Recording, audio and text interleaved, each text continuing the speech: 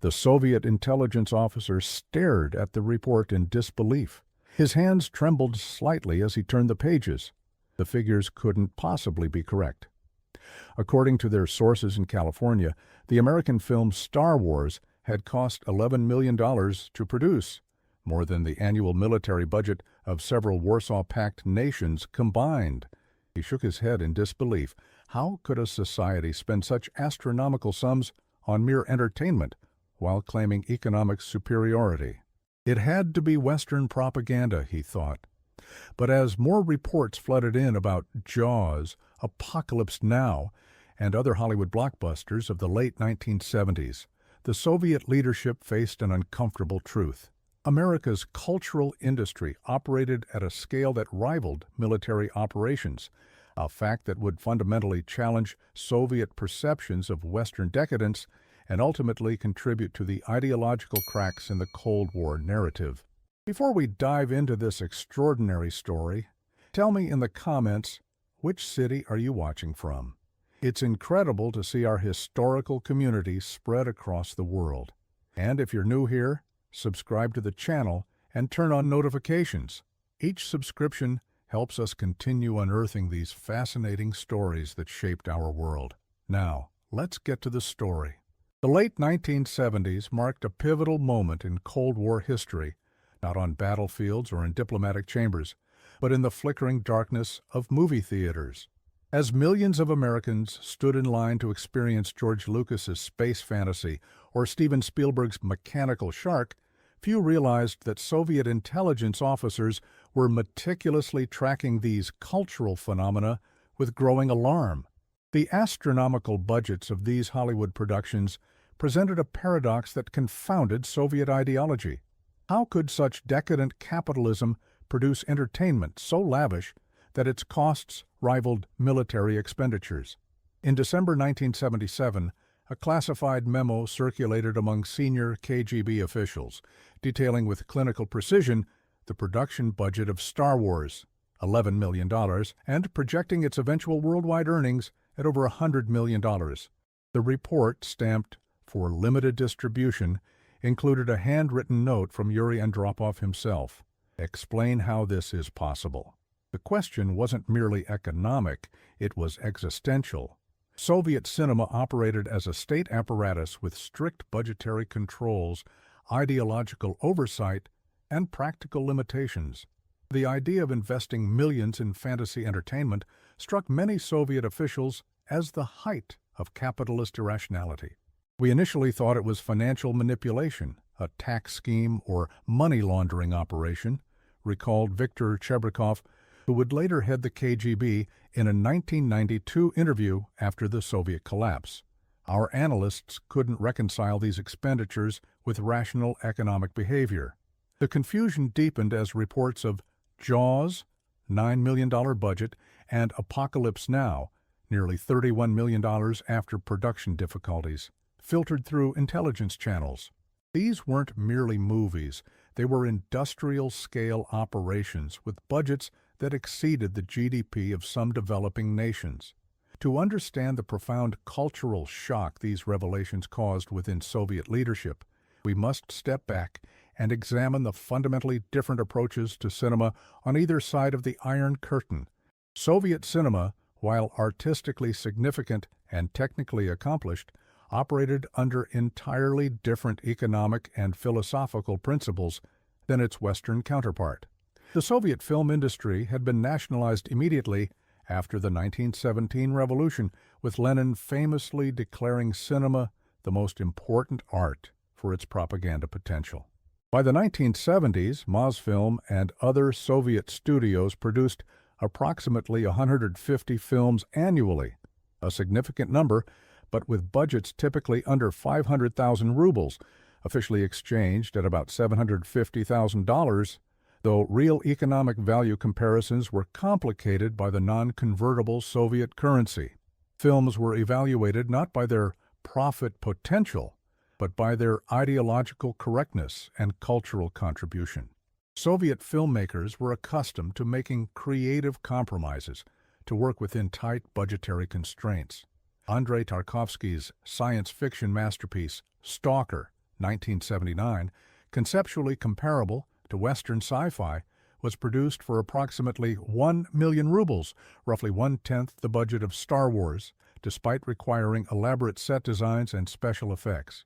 When Tarkovsky requested additional funds for reshooting scenes, the request triggered a ministerial review and was ultimately denied, forcing the director to reimagine significant portions of his film. "We created cinema through resourcefulness rather than resources," explained cinematographer Vadim Yusov, who worked with Tarkovsky on several films. "Our limitations became our aesthetic. We couldn't afford spectacle, so we focused on philosophical depth."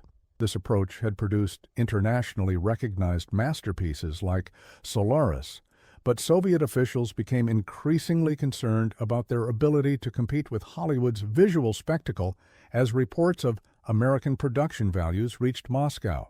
The collision of these two cinematic worlds, Hollywood's market-driven spectacle and Soviet cinema's state-controlled artistry, created a fascinating moment of cultural crisis within the Kremlin walls. By 1978, Soviet intelligence had compiled a comprehensive report titled Cultural Production Capacity of the United States Film Industry, which was presented to the Politburo as evidence of concerning developments in America's ability to project soft power globally. The report meticulously detailed the production infrastructure behind films like Star Wars, describing Industrial Light and Magic, the special effects company created specifically for the film, as a quasi-military research and development operation dedicated to creating persuasive fictional realities.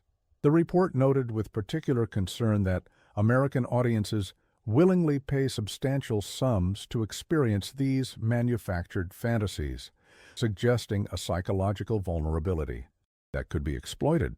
Leonid Brezhnev, then General Secretary of the Communist Party, reportedly asked during a Politburo meeting, "If they spend this much on fictional space battles, what are they spending on actual weapons?"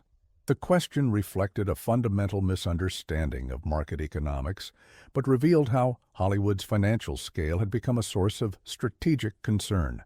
The CIA later learned through a defector that Soviet military analysts had been tasked with examining whether Industrial Light and Magic's special effects technologies had defense applications.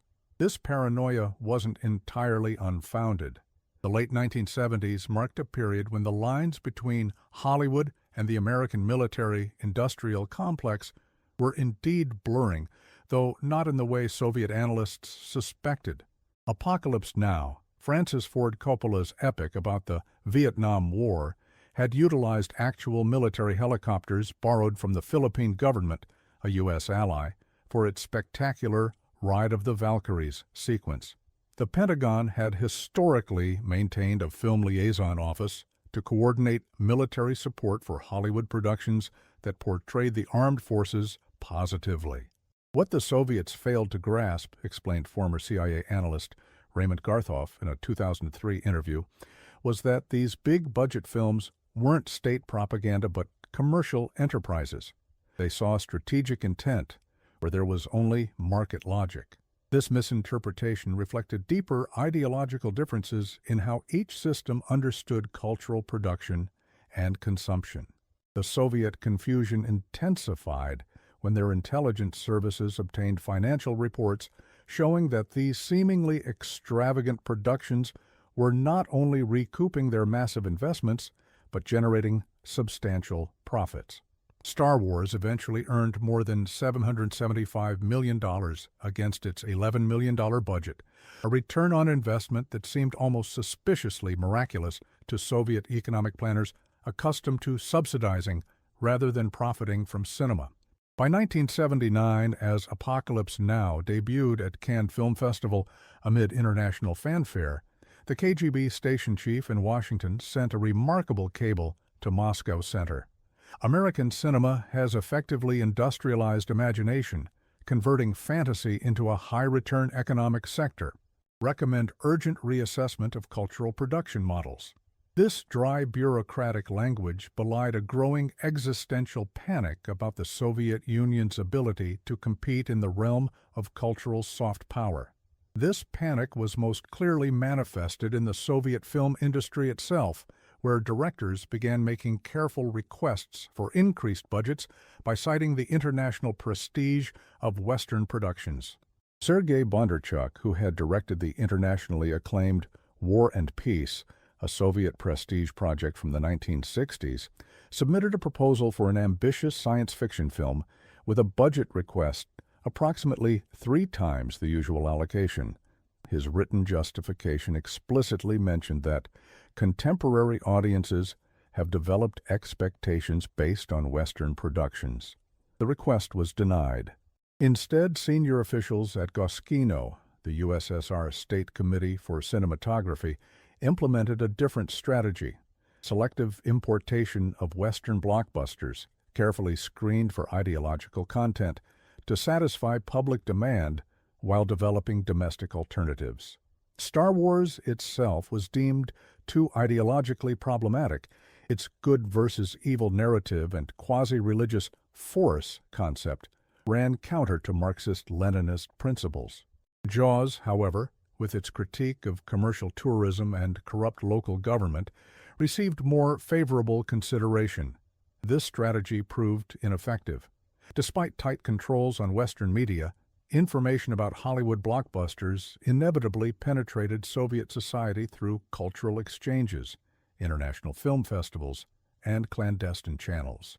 Black market VHS tapes of American films circulated among the Soviet elite, creating a privileged class of cultural consumers aware of the widening gap between Eastern and Western entertainment.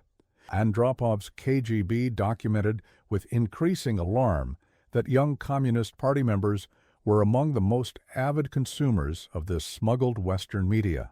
The growing awareness of Hollywood's cultural and financial power created particular anxiety as the Moscow Olympics approached in 1980. Soviet authorities had envisioned the Games as a showcase for socialist achievements, but internal memos revealed concerns that Western visitors would find Soviet entertainment and media visibly inferior to their domestic products. One Politburo-commissioned report specifically noted that American visitors are accustomed to entertainment spectacles that cost more than our military parades.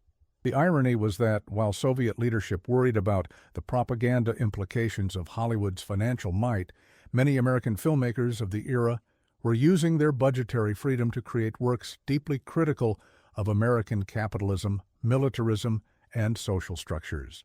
Apocalypse Now presented a devastating critique of American intervention in Vietnam. The Godfather examined corruption in American society.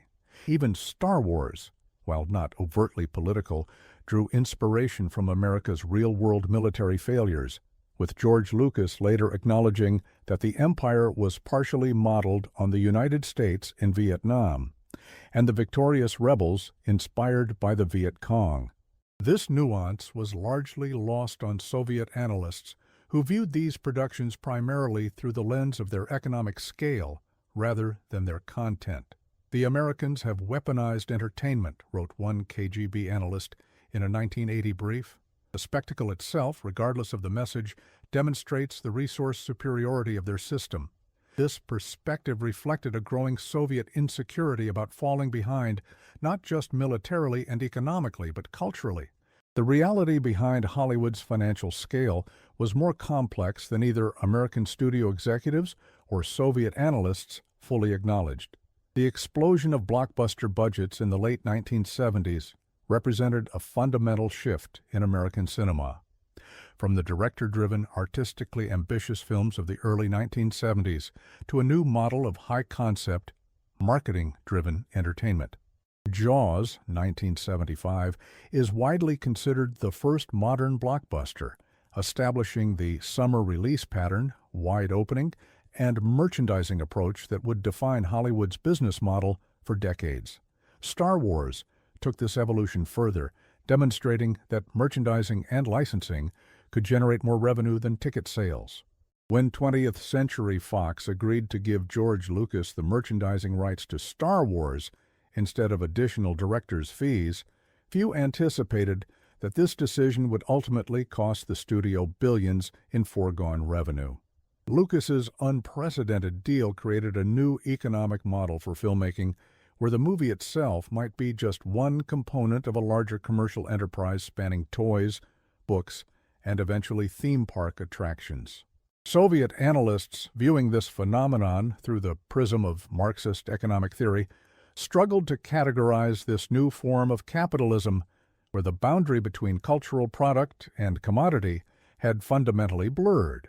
A 1981 academic paper from Moscow's Institute of World Economy and International Relations awkwardly described Star Wars as a comprehensive economic program disguised as entertainment, designed to extract surplus value across multiple consumer sectors simultaneously.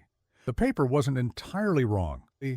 What Soviet economists were witnessing, though they lacked the theoretical framework to fully describe it, was the emergence of what would later be called the experience economy, where consumers pay premium prices not for goods or services, but for memorable experiences and associated merchandise. Hollywood had stumbled upon this economic innovation before economists had properly theorized it. As the 1970s drew to a close, both American and Soviet cinema found themselves at crossroads, though for very different reasons. In America, the financial success of blockbusters was reshaping studio priorities, gradually marginalizing the auteur-driven, socially conscious filmmaking that had characterized the early decade.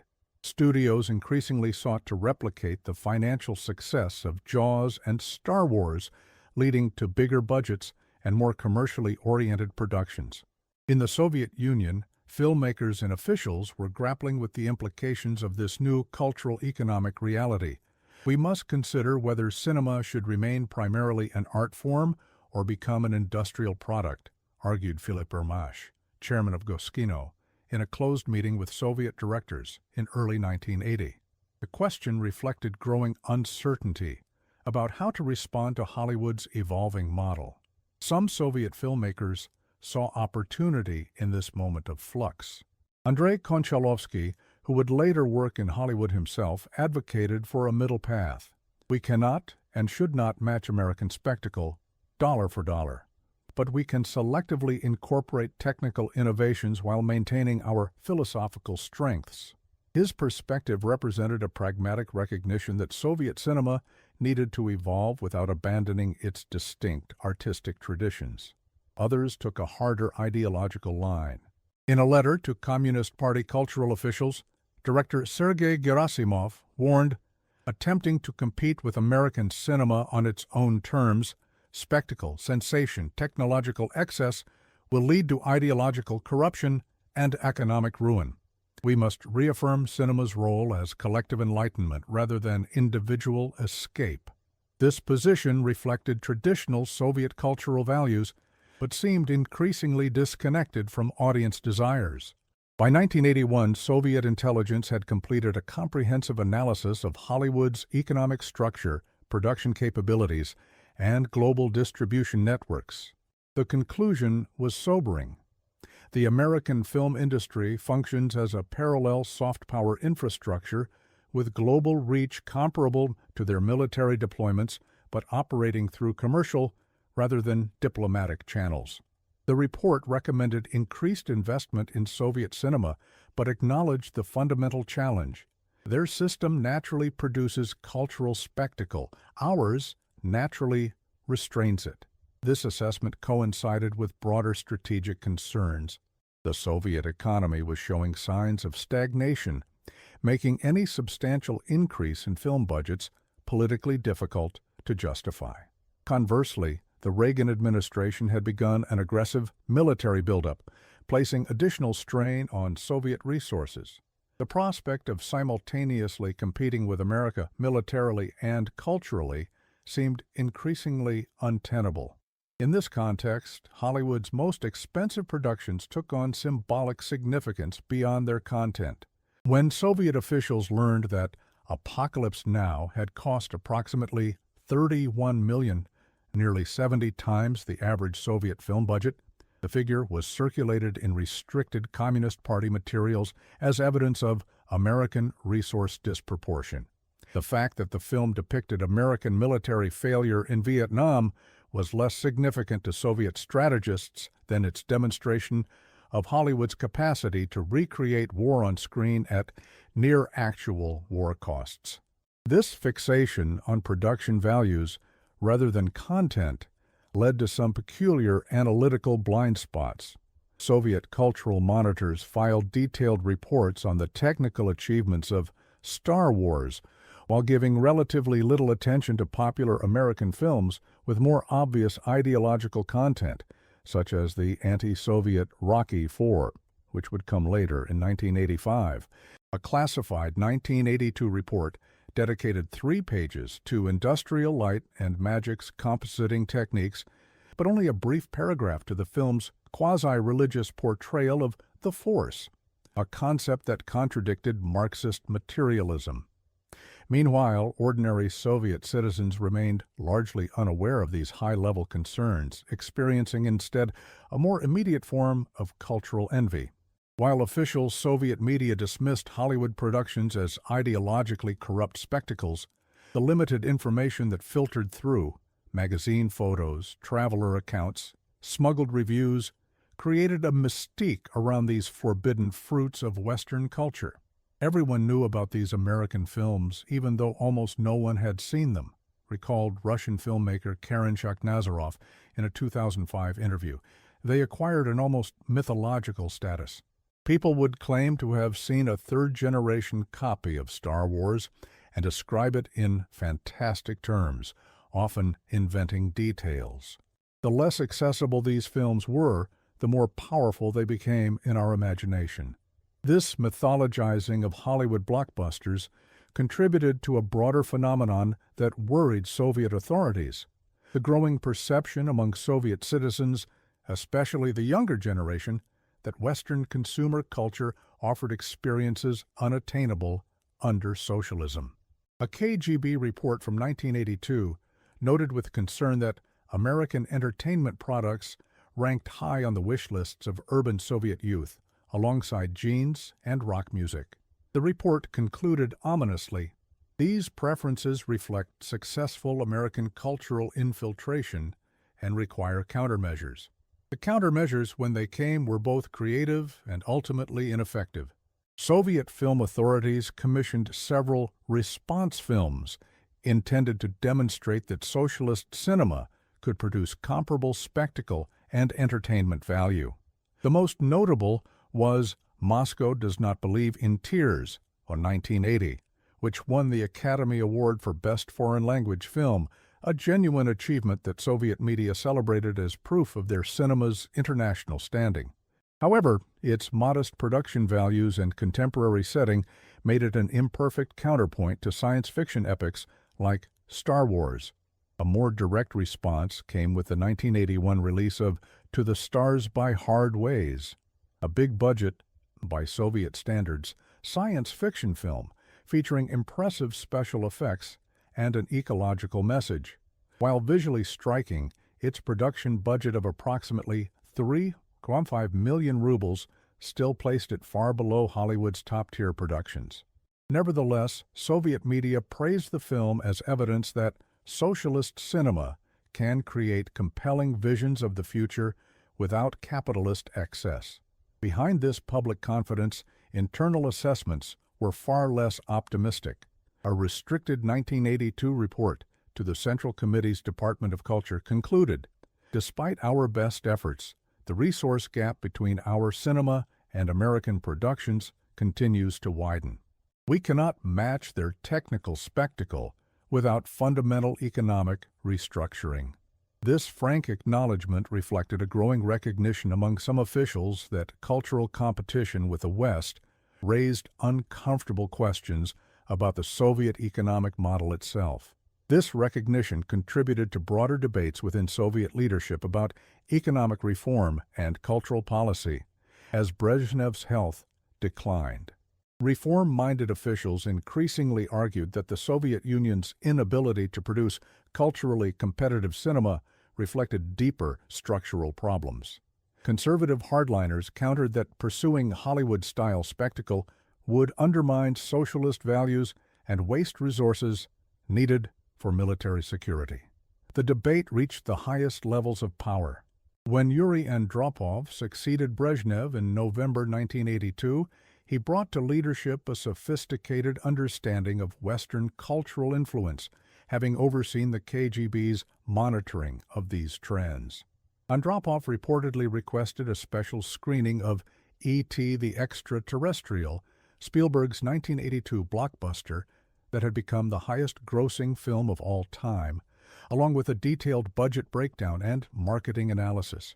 After viewing the film in a private Kremlin screening room, Andropov reportedly remained silent for several minutes before commenting, "Their fantasy about a strange creature from another world has more technical sophistication than our actual space program can display. We must consider the implications." The moment encapsulated the growing Soviet recognition that Hollywood's financial might represent not just economic disparity, but a fundamental difference in how each system allocated resources and fostered innovation. As 1983 dawned, Soviet leadership found itself in an uncomfortable position. Their intelligence services continued to report on escalating Hollywood budgets. Return of the Jedi had cost $32.5 million, nearly triple the original Star Wars budget from just 6 years earlier. American studios were investing in digital technology and computer-generated imagery that promised to further widen the technical gap.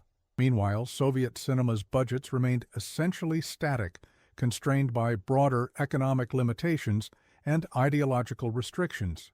We are witnessing not just individual expensive films, but the emergence of a new kind of cinema altogether, warned a prescient analysis from the Soviet Institute of Film Studies. These productions are simultaneously films, technological demonstrations, and commercial platforms, a form of cultural production our system is not structured to create. The assessment highlighted a fundamental asymmetry in the cultural Cold War. America's market system could naturally generate the massive resource concentration needed for blockbuster production, while the Soviet planned economy inherently distributed resources more evenly but less dynamically. This realization coincided with a period of heightened Cold War tensions. The early 1980s saw deteriorating U.S.-Soviet relations, accelerated military competition, and increasingly hostile rhetoric from the Reagan administration.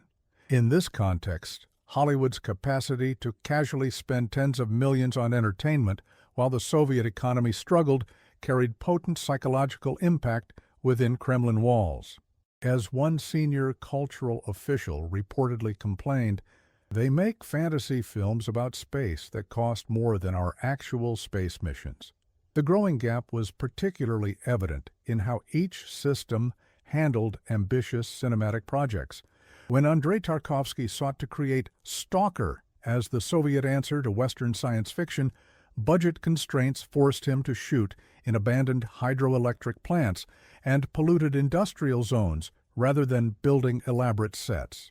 The film's power came from philosophical depth rather than visual spectacle, an artistic triumph born of necessity. In stark contrast, Blade Runner 1982 created its dystopian future Los Angeles through massive set construction and pioneering visual effects with a budget of $28 million.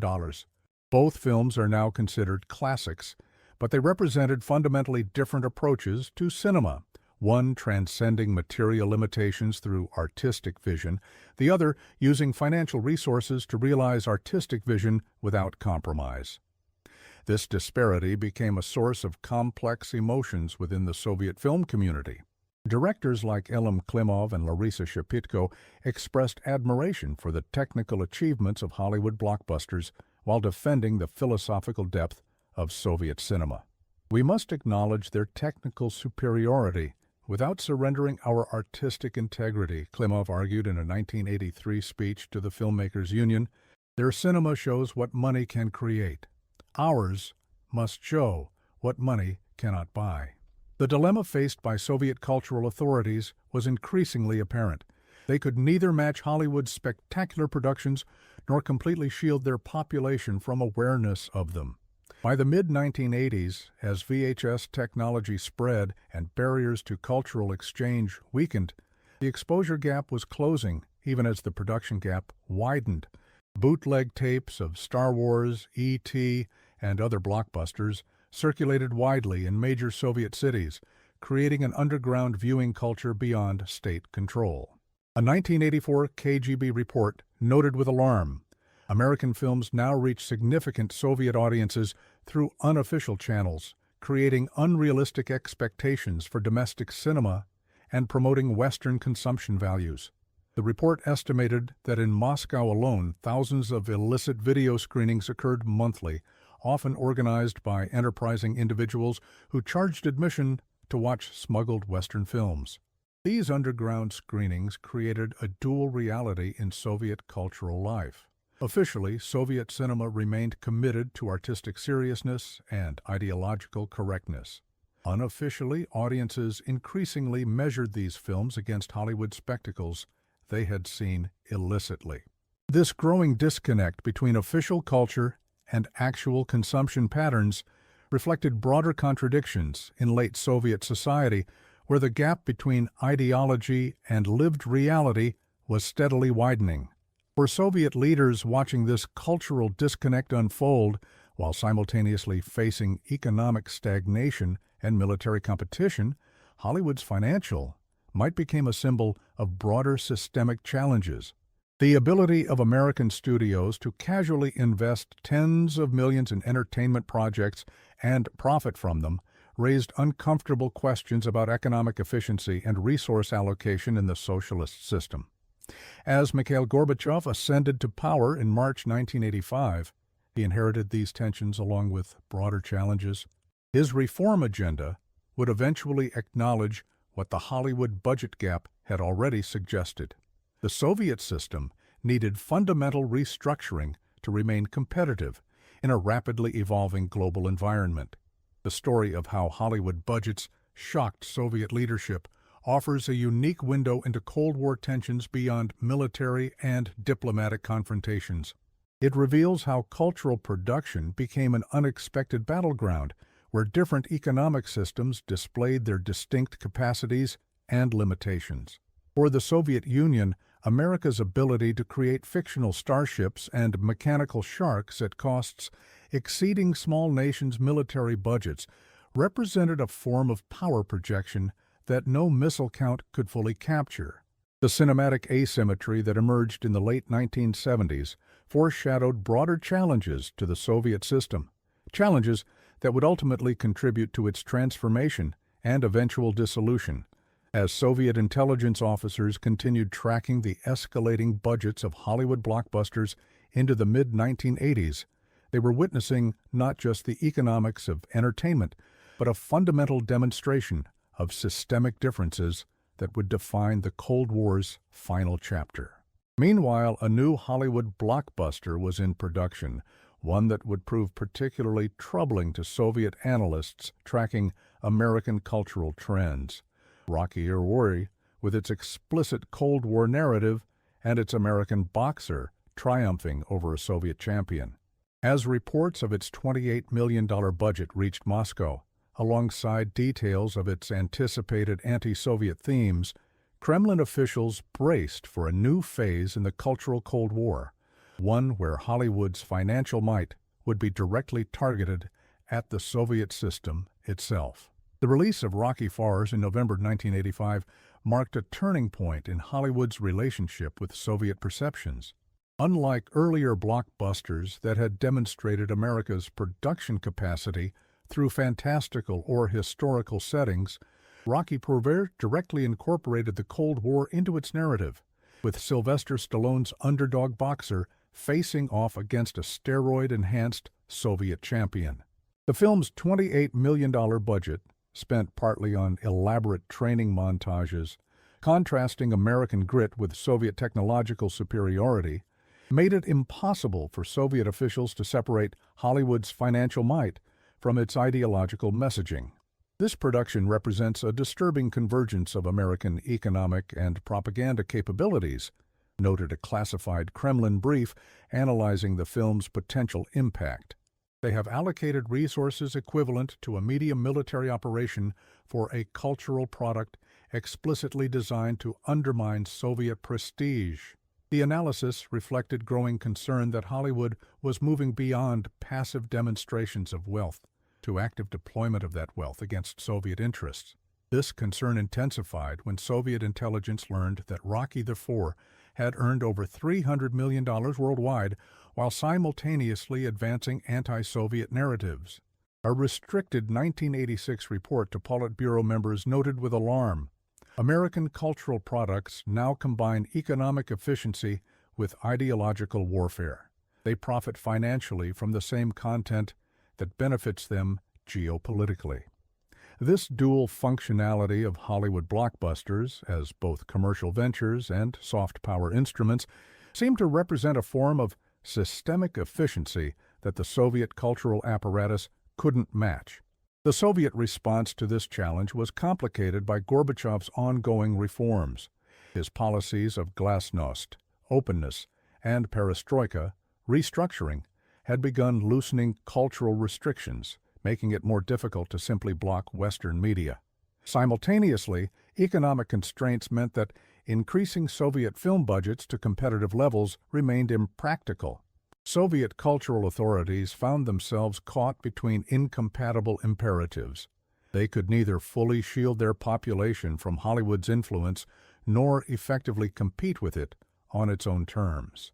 This dilemma was vividly illustrated when Soviet officials considered how to respond to the upcoming release of Top Gun, a high-budget celebration of American naval aviation that had received direct Pentagon support. Advance intelligence reports highlighted its anticipated $19 million budget and likely popularity. A memo from the Ministry of Culture to the Central Committee asked plainly, how should we respond to American films that can spend more on aviation fuel for cinematography than we allocate for entire productions? The question wasn't merely rhetorical. Throughout the mid-1980s, Soviet intelligence continued monitoring Hollywood budgets with almost obsessive attention to detail.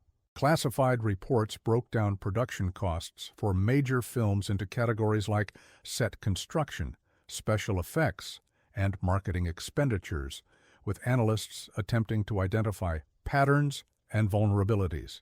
One 1986 analysis noted with particular concern that marketing budgets for major Hollywood releases often exceeded the total production costs of prestigious Soviet films, evidence of systematic audience manipulation capabilities that the Soviet system couldn't replicate. This analytical focus reflected a growing recognition that the budget gap wasn't simply about production values, but about fundamentally different approaches to cultural dissemination. Hollywood operated as what Soviet analysts awkwardly termed a cultural industrial complex, where massive production investments were supported by equally massive marketing campaigns and global distribution networks. Soviet cinema, by contrast, relied on state distribution channels and minimal marketing, treating films more as artistic, ideological statements than as products requiring promotion. The Americans don't just make expensive films, observed a 1986 report from the Soviet Embassy in Washington. They sell them expensively through sophisticated marketing systems we have no equivalent for. This distribution and marketing gap received increasing attention as Soviet analysts realized that Hollywood's capacity to reach global audiences with its high-budget productions multiplied their cultural impact beyond what raw production figures suggested. Soft power. Their entertainment industry functions as a parallel diplomatic corps, promoting American values and lifestyles through appealing fictional narratives backed by industrial-scale resources. The document recommended increased funding for Soviet international broadcasting and cultural exchanges to counter this influence, but acknowledged the fundamental asymmetry.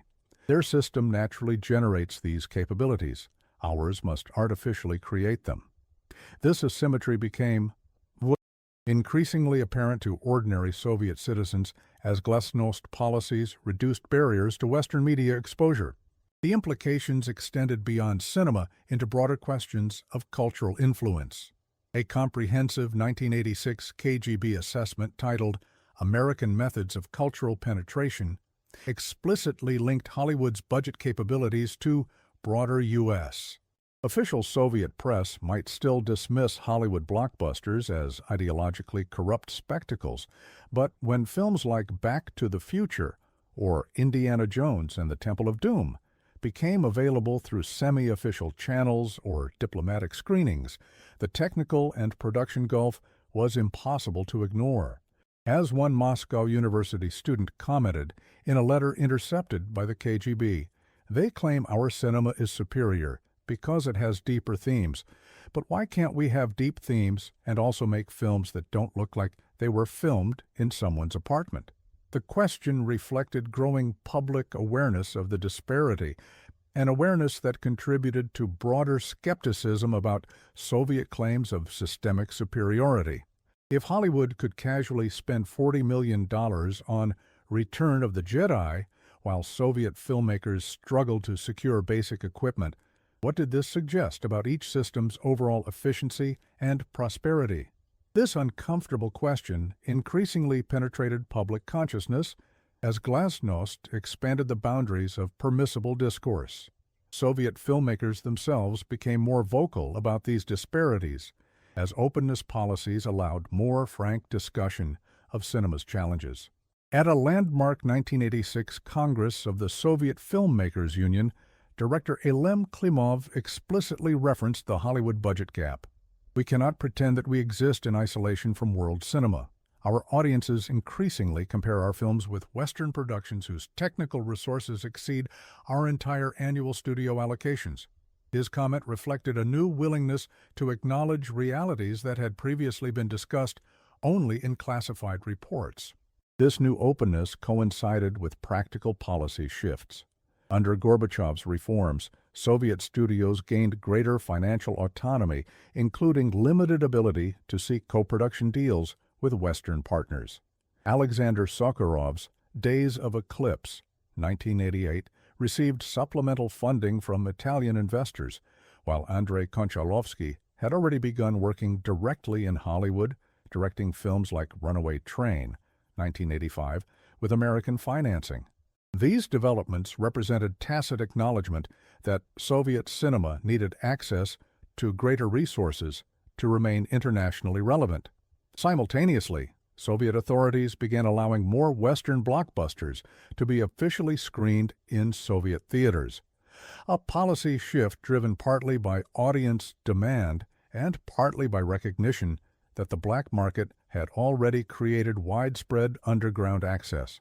Beverly Hills Cop became one of the first American action films officially released in the USSR, drawing massive crowds despite being several years old by the time of its Soviet premiere. The official justification emphasized the film's critique of American wealth disparities, but internal memos acknowledged a simpler motivation. Providing official access to selected Western entertainment may reduce the prestige of unauthorized alternatives. This controlled opening to Hollywood created new contradictions. Soviet audiences flocking to officially sanctioned screenings of Western blockbusters were simultaneously absorbing both the film's content and their implicit demonstration of production capabilities. A 1987 public opinion survey conducted by Soviet sociologists and later classified found that 72% of young respondents in urban areas believed American films are technically superior to ours, a perception that carried broader implications about systemic competition. As the 1980s progressed, Soviet intelligence continued tracking Hollywood's financial evolution, with particular attention to its technological investments. Reports detailed with clinical precision how films like The Abyss, 1989, were pioneering computer-generated imagery and digital compositing, technologies that required massive capital investment beyond anything Soviet studios could contemplate. The analysis increasingly framed these developments not just as entertainment expenditures, but as industrial innovation with broader implications. American film companies now function as research and development laboratories, noted a 1988 assessment creating digital imaging capabilities with potential applications beyond cinema. The observation was prescient. Hollywood's heavy investments in computer graphics during this period would indeed spawn technologies with applications in military simulation, medical imaging, and eventually the Internet economy. This technological spin-off effect represented yet another dimension of Hollywood's systemic advantage. Its entertainment investments generated innovation with broader economic benefits. For Soviet leadership navigating economic stagnation and reform challenges, these continued reminders of American capacity to casually allocate massive resources to entertainment, while simultaneously driving technological innovation, contributed to a growing sense that the competition was fundamentally asymmetrical. The Soviet system simply wasn't structured to generate comparable resource concentration or innovation dynamics, regardless of ideological commitment or planning efforts. This recognition informed the increasingly pragmatic cultural policies of the late Gorbachev era. Rather than futilely attempting to match Hollywood's production scale, Soviet authorities focused on preserving their cinema's artistic distinctiveness while selectively incorporating technical innovations. Filmmaker Nikita Mikhalkov's Dark Eyes, 1987, exemplified this approach, securing Italian co-financing to achieve higher production values while maintaining a distinctly Russian artistic sensibility. The film's Academy Award nomination suggested a potential middle path between Hollywood spectacle and Soviet artistic traditions. Yet even these pragmatic adaptations occurred against a backdrop of deepening systemic crisis. As Soviet economic problems intensified in the late 1980s, the already substantial budget gap between Hollywood and Soviet cinema widened further. While James Cameron was securing $43 million for The Abyss and planning the even more expensive Terminator 2, many Soviet studios struggled to complete productions amid equipment shortages and funding disruptions. The material reality increasingly contradicted official narratives of socialist cultural superiority. This contradiction became especially apparent in the science fiction genre, traditionally an arena where competing visions of the future reflected broader ideological claims. Throughout the 1980s, Hollywood produced a series of technologically spectacular visions of the future: Blade Runner, The Terminator, Aliens, and others. These films combined cutting-edge special effects with narratives that, while often dystopian, showcased America's technological imagination and production capabilities. Soviet science fiction cinema, despite a rich literary tradition to draw from, couldn't match this visual spectacle. Attempts like Letters from a Dead Man, 1986, relied on philosophical depth and atmospheric desolation rather than visual effects to create their impact. While critically respected, these films couldn't generate the same popular excitement as Hollywood's high-tech spectacles, a limitation that carried symbolic weight in the competition between systems that both claimed to represent humanity's technological future. Their science fiction shows worlds we cannot afford to depict, noted filmmaker Karen Shakhnazarov during a 1988 roundtable discussion. This creates the impression that they can imagine and potentially create futures that we cannot. His observation cut to the heart of cinema's propagandistic function. Beyond entertainment, these productions shaped perceptions about each system's capacity to deliver on its promises of progress and prosperity. These perceptions increasingly influenced the Soviet public as glasnost policies expanded access to Western media. By 1989, major Soviet cities had video salons, semi-legal establishments where citizens could watch Western films on imported VCRs for a small fee. These venues frequently screened Hollywood blockbusters, creating direct exposure to American production values among ordinary Soviet citizens. KGB reports noted with concern that after such screenings, audiences often engaged in spontaneous discussions comparing Soviet and American living standards. The contrast between their fictional worlds and our actual streets becomes a form of passive resistance. warned one 1989 internal security assessment. Citizens experience American abundance vicariously through these films, then return to Soviet reality with heightened dissatisfaction. This dynamic represented precisely what Soviet authorities had feared from the beginning, that Hollywood's spectacular production values would function not just as entertainment, but as implicit evidence undermining Soviet claims of systemic superiority. This fear proved well-founded as the Soviet system entered its final crisis phase. The same period that saw Hollywood achieving new heights of budgetary excess, with films like Batman, 1989, commanding $48 million production budgets and earning multiples of that sum, coincided with critical shortages of basic consumer goods across the Soviet Union. The juxtaposition was not lost on increasingly restive populations throughout the Eastern Bloc, where awareness of Western prosperity through cultural products like Hollywood films contributed to declining regime legitimacy. When the Berlin Wall fell in November 1989, Western observers noted the prominence of American cultural symbols among the celebrating crowds. Alongside demands for political freedom were expressions of desire for Western consumer experiences, including entertainment, that had been glimpsed through increasingly permeable cultural barriers. Hollywood had succeeded where explicit propaganda often failed. It had created visceral, emotional evidence of capitalism's material advantages that resonated with ordinary citizens. As the Soviet system unraveled through 1990 and 1991, the cultural dimension of this collapse became increasingly apparent.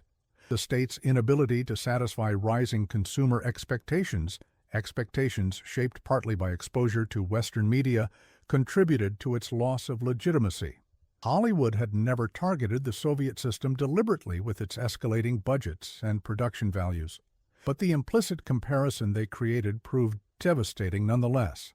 In August 1991, as hardline communist officials attempted a last desperate coup against Gorbachev's reforms, CNN broadcast the drama to global audiences, including viewers in Moscow itself, where CNN was now available in hotels and some homes.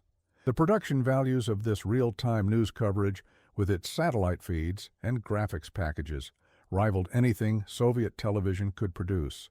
Even in this moment of political crisis, the technological and production gap remained visible, a final reminder of the asymmetrical competition that had helped shape the Cold War's conclusion.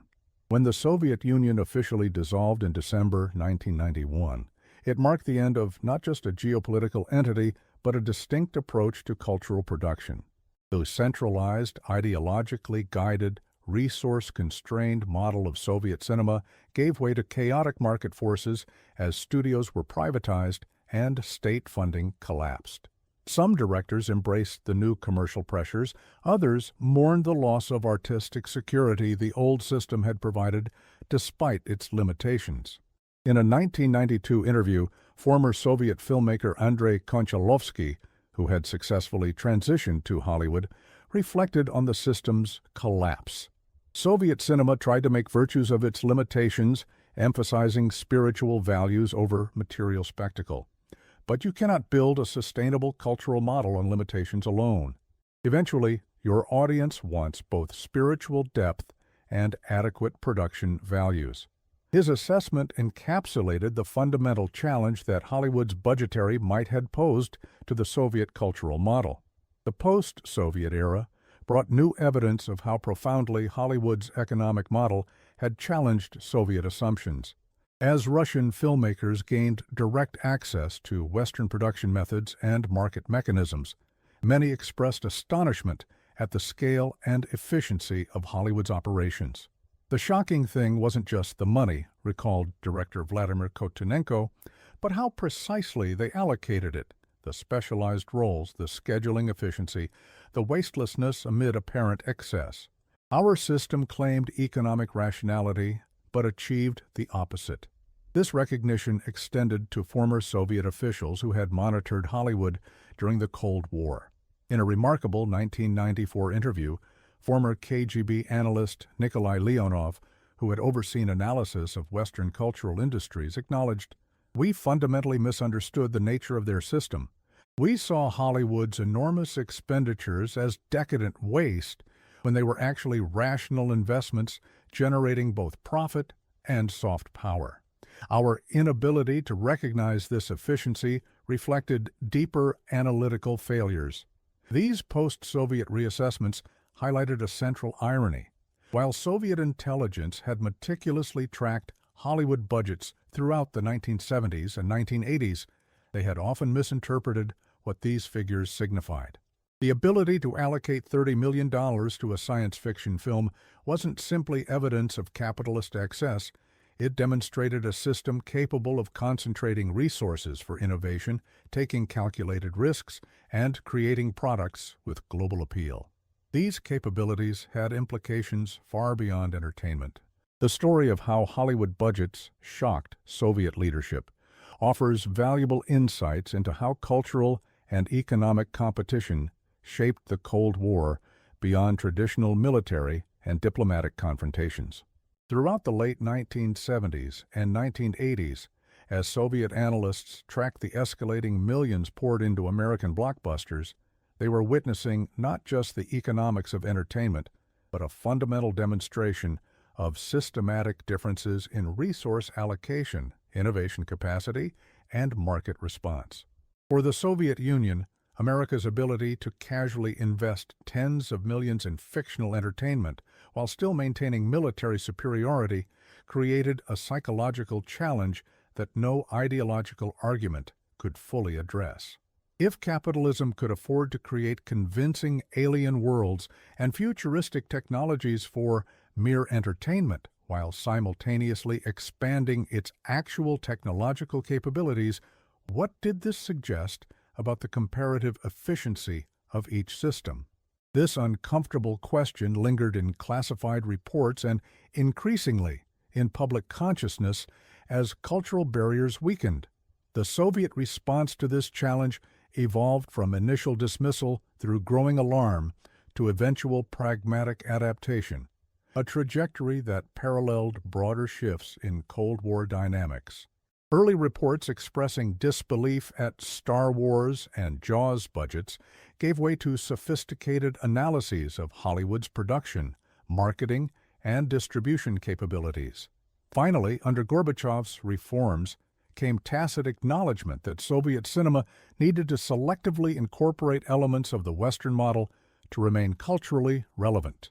This evolution reflected a broader pattern in late Cold War competition, where the Soviet system increasingly found itself responding and adapting to Western innovations rather than developing distinct alternatives.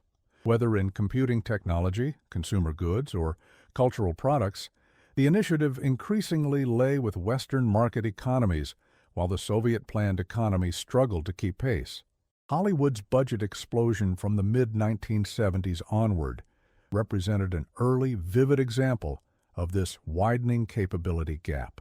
What makes this cultural economic competition particularly significant is how it transcended traditional Cold War barriers.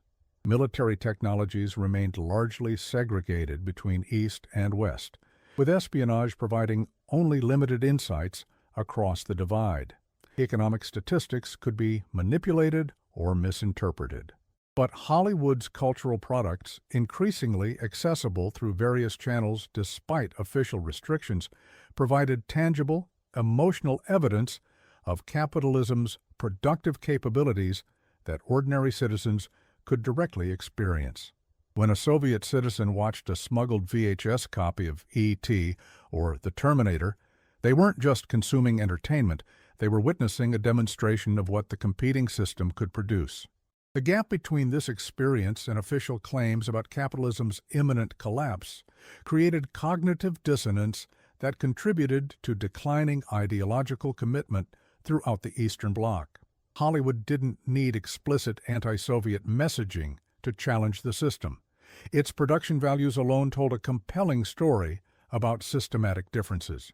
This dynamic highlights an often overlooked aspect of how the Cold War ultimately resolved, not primarily through military confrontation or even diplomatic negotiation, but through accumulated evidence of systematic performance differences that eventually became too apparent to deny.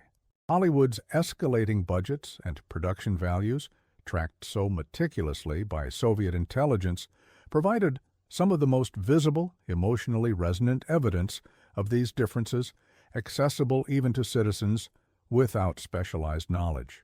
In the post-Cold War era, as former Soviet officials reflected on this period, many acknowledged the profound psychological impact of this cultural economic disparity. We could explain away their military capabilities as aggressive rather than superior, noted one former cultural affairs official in a 1993 interview. But when ordinary citizens saw what they could create just for entertainment, it raised questions about our system that no propaganda could effectively answer. This acknowledgement reflected a broader post-Soviet reassessment of how cultural factors had contributed to the outcome of the Cold War. While traditional diplomatic histories emphasized arms races and geopolitical confrontations, participants increasingly recognized how seemingly civilian competition, from consumer goods to cultural products, had shaped perceptions and expectations on both sides of the Iron Curtain. Hollywood executives and filmmakers themselves rarely understood their role in this systemic competition. When George Lucas created Star Wars or James Cameron directed The Terminator, they weren't consciously producing anti-Soviet propaganda or showcasing capitalism's productive capacity. They were pursuing artistic visions within a commercial system that, unlike its Soviet counterpart, could allocate massive resources to entertainment projects based on anticipated market returns rather than ideological calculations. This unconscious demonstration effect made Hollywood's impact particularly difficult for Soviet authorities to counter. Explicit propaganda could be identified and dismissed. Economic statistics could be disputed. Military capabilities could be framed as threatening rather than impressive. But the sheer spectacle of Hollywood blockbusters, with their self-evident production values and global popularity, created an intuitive case for systematic differences that bypassed ideological arguments.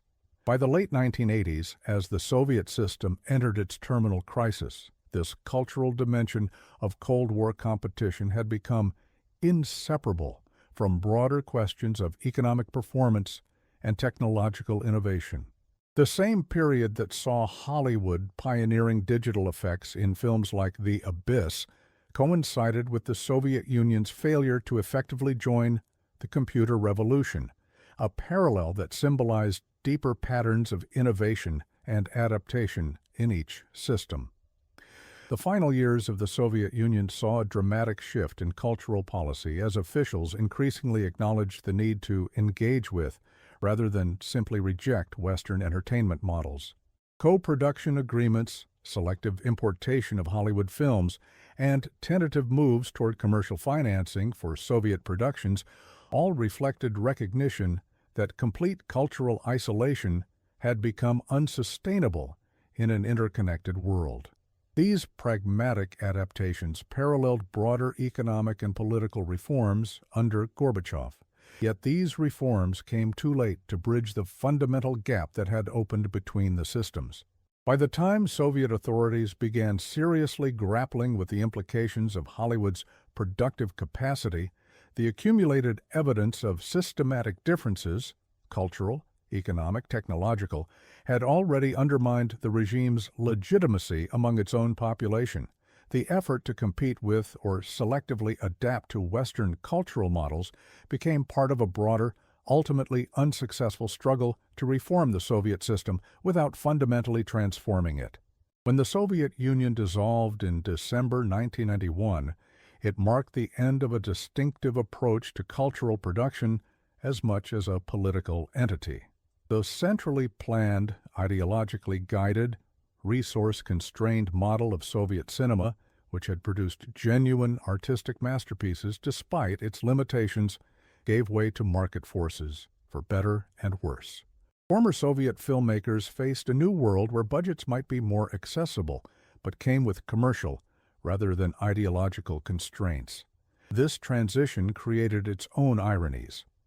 Through the 1990s, as post-Soviet Russian cinema struggled amid economic chaos and cultural disorientation, Hollywood blockbusters dominated the newly commercialized theater chains across the former USSR. Films like Terminator 2, with its $100 million budget, and Jurassic Park, around $63 million, played to packed houses in Moscow and St. Petersburg, their massive production values now serving as both entertainment and implicit celebration of the prevailing system. Only in the early 21st century would Russian cinema begin recovering its distinctive voice while selectively incorporating elements of the Hollywood model. Films like Night Watch, 2004, combined Russian themes with significantly higher production values and marketing campaigns inspired by Western practices. This hybrid approach tacitly acknowledged what Soviet analysts had gradually recognized throughout the 1970s and 1980s, that while Hollywood's budget scales might reflect systematic differences, certain aspects of its production and promotion methods could be adapted to different cultural contexts. Today, Hollywood's global dominance faces new challenges from emerging production centers in China, India, South Korea, and elsewhere, including a revitalized Russian film industry. These challengers have studied Hollywood's methods while developing distinctive approaches rooted in their own cultural traditions and economic models. The competition that once played out between ideologically opposed systems now occurs within a globalized market economy with multiple centers of production and influence. Yet the legacy of how Hollywood budgets shocked Soviet leadership remains relevant for understanding both cultural economics and systemic competition. The ability to allocate massive resources to entertainment projects and profit from this allocation reflected fundamental differences in how market and planned economies functioned, differences that extended far beyond cinema itself.